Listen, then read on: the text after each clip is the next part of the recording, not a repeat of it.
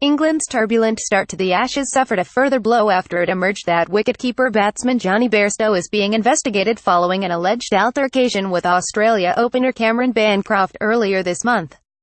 As England meandered towards all but certain defeat in the first test at the Gabba in Brisbane, news broke of a confrontation between Bairstow and Bancroft in a Perth bar.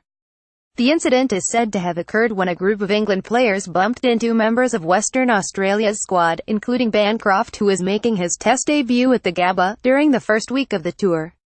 In some quarters Bairstow is accused of headbutting Bancroft, while in others the Yorkshireman became embroiled in less significant antics with Australia's opening batsman. Bairstow is believed to have apologised at the time. An England and Wales Cricket Board (ECB) statement said, "At the close of play in Brisbane today, we were made aware of allegations of an incident in Perth 4 weeks ago. There has been no report of any incident from the venue, security or police, and there was no injury reported."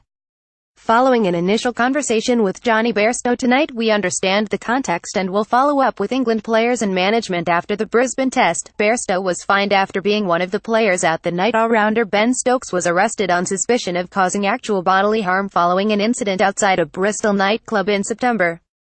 Whether the ECB deem the Bairstow to be worthy of further action or not, it will inevitably lead to renewed questions about the freedom afforded to England players, particularly in light of the Stokes affair.